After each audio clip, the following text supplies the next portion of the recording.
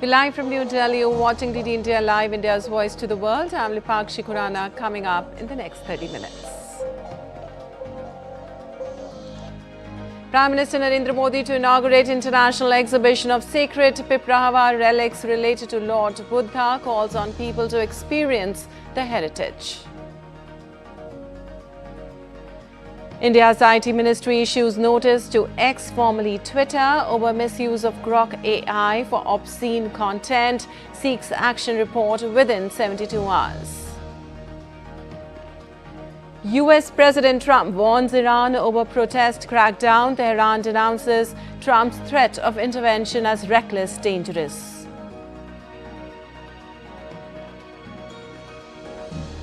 Earthquake of 6.5 magnitude shakes southern and central Mexico, killing at least 2 people. Moderate damage reported near the epicenter.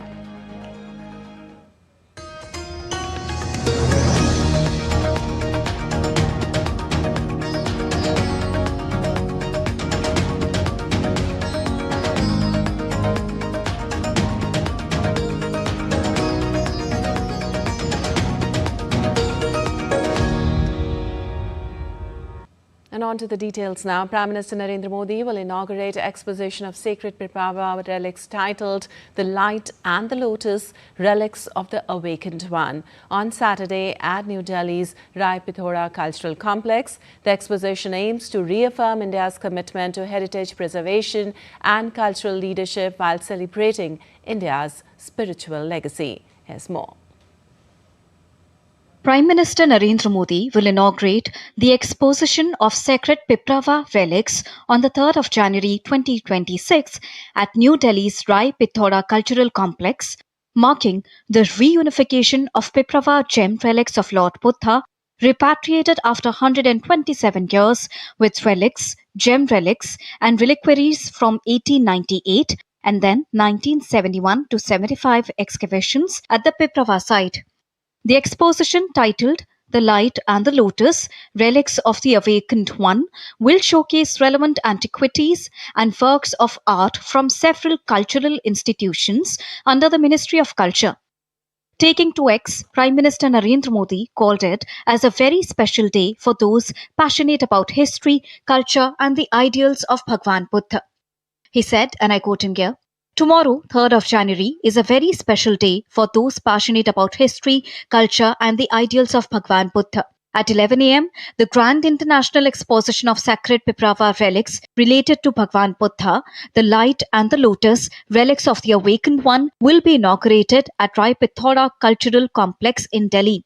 This exposition brings together the Piprahwa relics repatriated after more than a century, authentic relics and archaeological materials from Piprahwa that are preserved in the collections of the National Museum, New Delhi and the Indian Museum, Kolkata.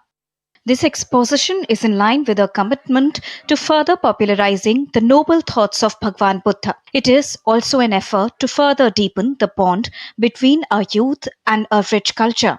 I would like to appreciate everyone who worked towards the repatriation of these relics."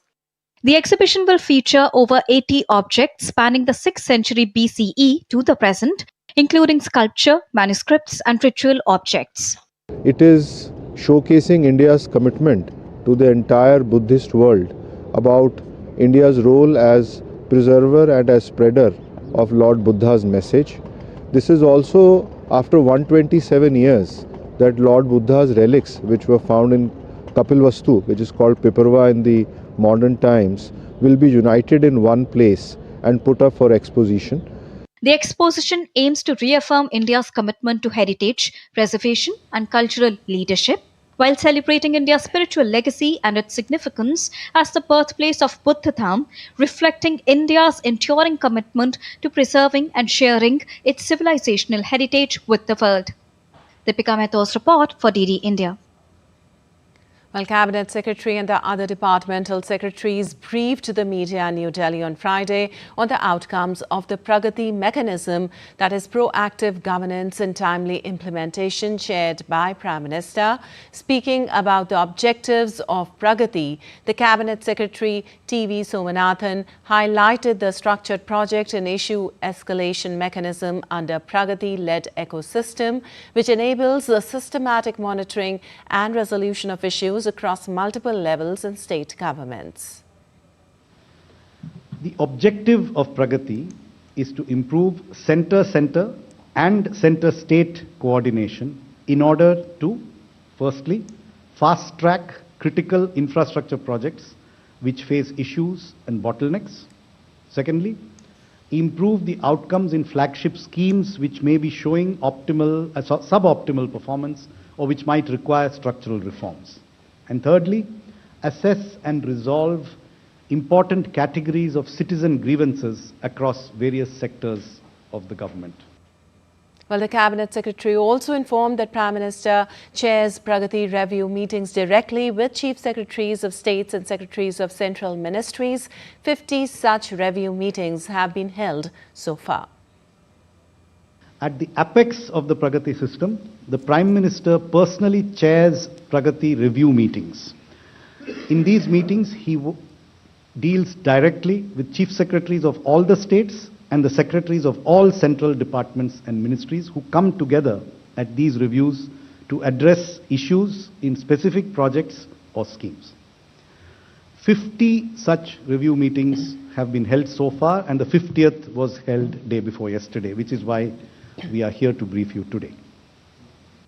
Well, the Cabinet Secretary also informed that 3,300 projects of over 85 lakh crore rupees have been reviewed in the last 10 years. 61 government schemes have also been reviewed.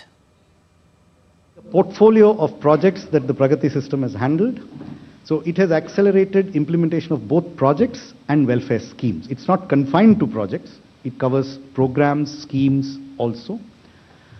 But in terms of projects, it has so far covered over 3,300 projects worth 85 lakh crores. This includes both projects which had a problem and projects which did not have a problem. 61 government schemes other than projects have also been reviewed in Pragati. They include schemes such as the One Nation, One Ration Card, Pradhan Mantri Jan Arogya Yojana, Pradhan Mantri Awas Yojana, the PM Swanidhi Yojana, and the Swachh Bharat Mission. These are just examples of the 61 that have been covered. Well, the Indian government has approved 22 new projects under the Electronics Components Manufacturing Scheme involving over 41,800 crore rupees investment, boosting domestic supply chains, reducing imports and strengthening India's push to become a global electronics manufacturing hub. In a major boost to India's electronics manufacturing system, the Ministry of Electronics and Information Technology has approved 22 additional proposals under the Electronics Components Manufacturing Scheme. These approvals come in continuation of 24 applications cleared earlier, together reinforcing India's push towards self-reliance in high-value electronics manufacturing. The newly approved projects involve a projected investment of over rupees 41,800 crore and are expected to generate production worth more than rupees 2.58 lakh crore, creating nearly 34,000 direct jobs. It's very important for us that we set all the structural foundational blocks in place today itself, so that the growth path for the next 25 years and the 50 years beyond that can be properly met. There is no difference between the industry and the government. We are all working for the same purpose, nation building. And nation first, always first, is our fundamental principle. The approvals cover manufacturing across 11 critical target segments with wide-ranging applications in mobile phones, telecom, consumer electronics, automotive, strategic electronics, and IT hardware. These include 5 core components such as printed circuit boards, capacitors, connectors, enclosures, and lithium-ion cells. Three key sub-assemblies include camera modules, display modules, and optical transceivers, and three vital supply chain items: aluminium extrusion, anode material, and laminates.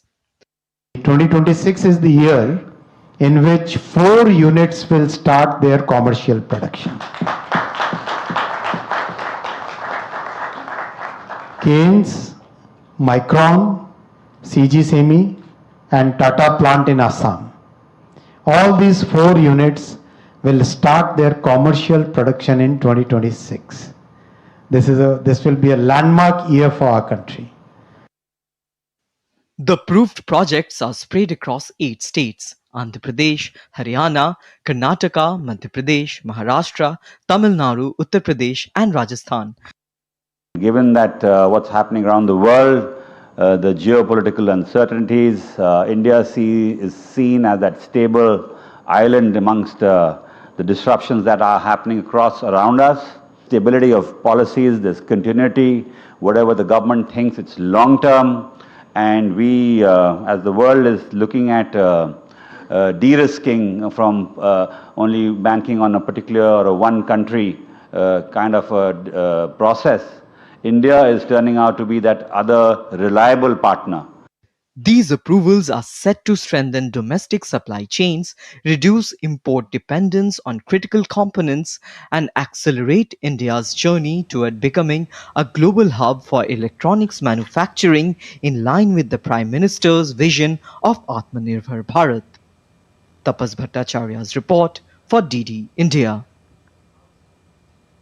And Ministry of Electronics and Information Technology on Friday issued a notice to social media platform X asking it to remove obscene content. Now, the government has raised concerns over the misuse of Grok AI to create and share obscene content. In its letter to the Chief Compliance Officer of X India operation, the ministry said the service of Grok AI is being misused by users to create fake accounts to host, generate, publish or share obscene images or videos of women in a derogatory or vulgar manner. It said the regulatory provisions under the Information Technology Act 2000 and IT Rules 2021 are not being adhered to by the platform. Now, the ministry stressed that compliance with the IT Act and the IT Rules 2021 is not optional. It has sought an action taken report towards immediate compliance for the prevention of hosting, generating and sharing of obscene, indecent and explicit content through the misuse of AI-based services. Ministry of Electronics and IT cautioned that non-compliance with the requirements will be viewed seriously and may result in strict legal consequences against the social media platform. And still to come in this edition of DD India Live. Zelensky proposes Mikhailo Fedorov as Ukraine's new defense minister. Probe intensifies into Swiss bar fire as prosecutors cite sparkling candles as the likely cause.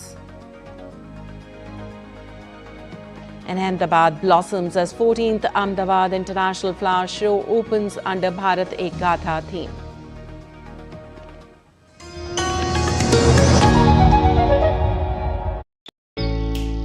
Jharkhand will mesmerize you with majestic nature, rich heritage and colorful culture. Hello. Johar. It fits perfectly. Thank you. Full workout हो गया. Ready?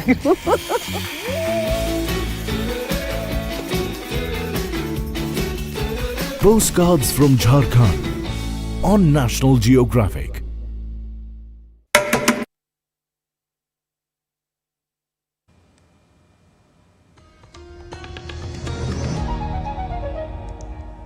Welcome back. You're watching DD India Live. I'm Lupakshi Kuran, and moving on, several people have been killed in protest in Iran, triggered by collapsing real and skyrocketing inflation. President Masoud Pezeshkian has acknowledged government failings and the legitimacy of economic grievances, while President Donald Trump has warned that the U.S. is locked and loaded to rescue demonstrators if security forces escalate violence, prompting Tehran to reject any foreign interference. More in this report.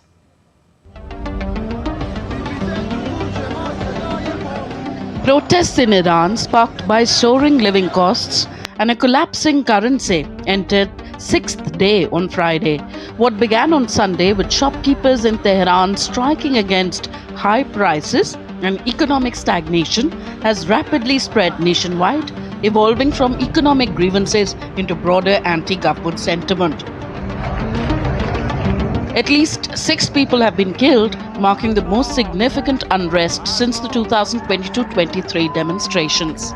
2 people were killed in clashes between security forces and protesters in the city of Doordarshan and 3 in the neighboring province of Azna. A member of Iran's security forces was killed overnight during protests in the western city of Doordarshan. On Thursday, 30 people in the district of Tehran were arrested for alleged public order offences in a coordinated operation by the security and intelligence services. Iran's President Masoud Pezeshkian acknowledged that failings by the authorities were behind the crisis in the country. People are dissatisfied. We are at fault. You are at fault. Do not go after America as the one to blame. Do not go after I don't know some other person. It is we who must serve and they must be satisfied with us. It is we who must properly manage our resources. It is we who must find a way and solve the problem. It is we who must make the efforts and find solution to these problems for them. US President Donald Trump on Friday has threatened to come to the aid of protesters in Iran if security forces fire on them. Threatening Iran in a post on social media, Trump wrote that they are locked and loaded and ready to go. Meanwhile, in response to Trump, Iran's foreign ministry said that Iranians will not allow any foreign interference. The protests began on December 28, 2025. Annual inflation reached around 42% in December 2025, with food prices surging 72% and health costs rising 50% year on year. The Iranian rial is trading at a record low of around 1.40 million per US dollar. The situation remains fluid over the government's handling of a sharp currency slide and rapidly rising prices, with potential for further escalation. Bureau Report, DD India. Meanwhile, in a letter to the UN Secretary General and President of the Security Council, Iran's UN Ambassador Amir Saeed Iravani called for the Security Council to condemn Trump's statements. Now, Iravani said that the warning of the use of force by US President Trump is a clear and serious violation of the purposes and principles of the Charter of the United Nations, and Iran calls on this council to condemn it firmly and unequivocally. The letter further reads, Iran will exercise its rights decisively and proportionately. The United States of America bears full responsibility for any consequences arising from these unlawful threats and any ensuing escalation. Well, moving on, scrutiny is intensifying over the safety arrangements at the Swiss bar that burst into flames during a New Year Eve's party. Prosecutors said the fire likely started when sparkling candles were held too close to the ceiling of the bar, igniting a rapid and widespread blaze. At this stage, the investigation favors one lead regarding how the fire started. Sparklers or birthday candles were placed on champagne bottles and brought too close to the ceiling. The ceiling caught fire very quickly, triggering a full-blown blaze.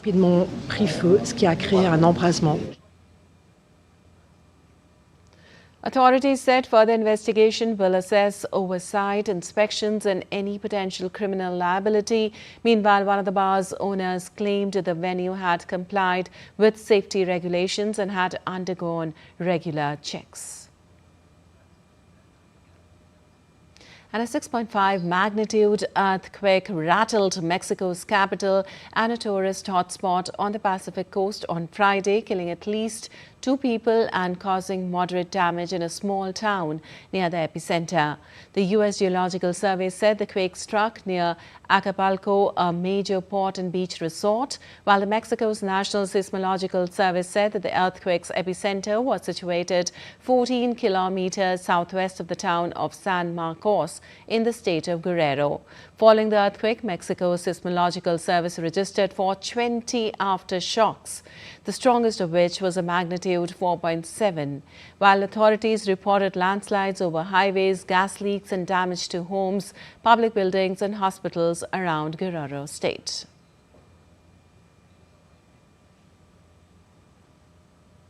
Also, the country's President, Claudia Sheinbaum, had to evacuate during her press conference along with a journalist present when the quake struck. However, they returned a few minutes later and the President said no damage had been reported in Mexico City or Guerrero. In Mexico City, videos shared online showed cracks inside homes, tall buildings shaking against each other and a traffic light smashing into the road beneath it. Authorities did not immediately report any major damage. And Ukrainian President Volodymyr Zelensky has proposed appointing first Deputy Prime Minister Mikhailo Fedorov as the country's new defense minister, praising his role in developing drones and advancing digitalization for Ukraine's defense needs. Speaking in his nightly video address on Friday, Zelensky said Fedorov was deeply involved in the so-called Drone Line initiative and had worked effectively on the digitalization of state services and processes. Fedorov, who also serves as Minister of Digital Transformation, would replace Denis Shmyhal pending parliamentary approval. Also, Zelensky said the Defense Ministry had shown good results under Shmyhal, a former Prime Minister, and that he was being offered a new government post. The proposed appointment comes as part of a broader leadership reshuffle announced by Zelensky on Friday. In a separate decision, the Ukrainian president appointed military intelligence chief Kyrylo Budanov as his top advisor on Friday following the resignation of Andriy Yermak amid a widening corruption scandal. Budanov has led Ukraine's military intelligence directorate since 2020, during which time the agency expanded its role and visibility in the conflict with Russia.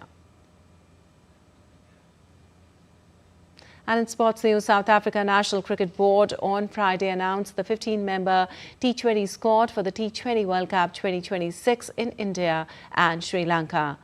Aiden Markram will lead the 15-member South Africa squad. In the Protea squad, spearhead Kagiso Rabada has been cleared for a return to action. Rabada missed the recent white ball tour against India due to a rib injury, but his presence in the squad provides the necessary firepower and experience to lead the pace battery. Explosive top-order wicket-keeper batter Ryan Rickleton has been left out of the squad, while Jason Smith, who has played just 2 T20 internationals, gets a call-up. Middle-order batter Tristan Stubbs also misses out, while injury-prone fast bowler Anric Nortje was named in the squad. Nortje has had a long battle with injuries but returned to action when he played in 2 internationals against India last month.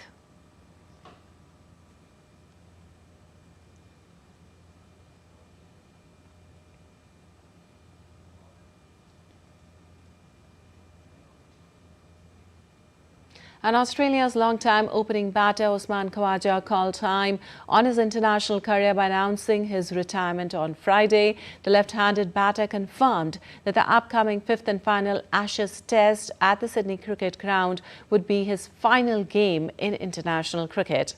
The 39-year-old made his Test debut at the same ground in the final match of the 2010-2011 Ashes series, completing a full circle moment. Here is more.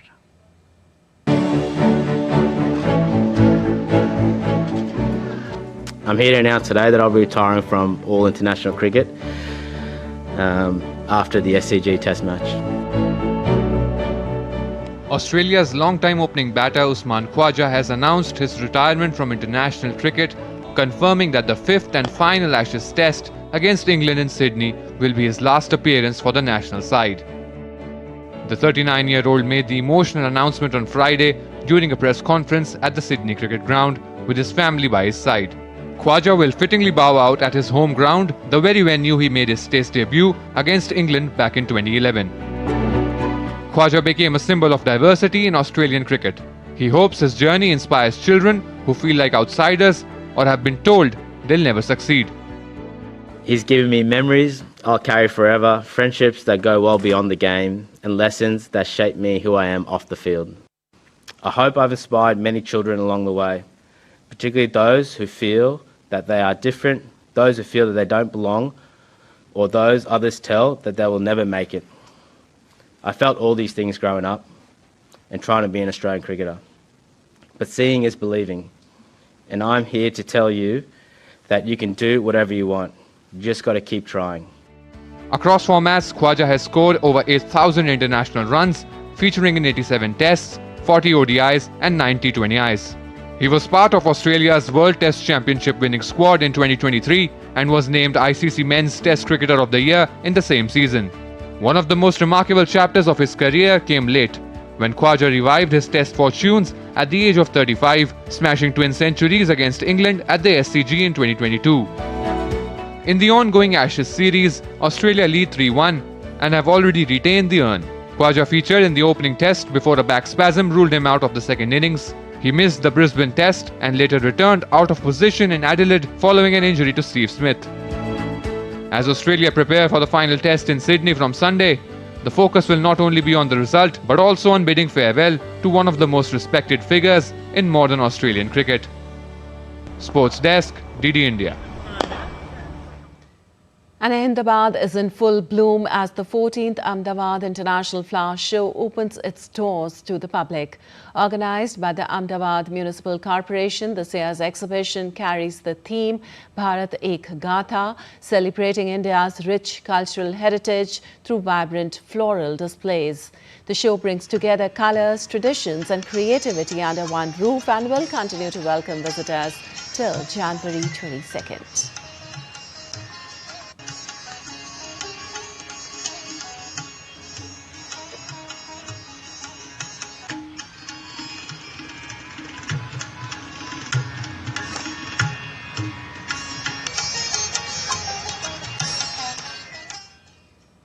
Well, that's all for this edition of DD India Live, but let us know your thoughts on the news of the day. For those on the go, you can get all the latest news and updates from India and across the world on the DD India mobile app. The app is available on both Android and iOS platforms. Scan the QR code on the screen to download now. We'll be back with more news as it breaks here on DD India. I'm Vipakshi Khurana from all of us here in Delhi. Thanks for watching.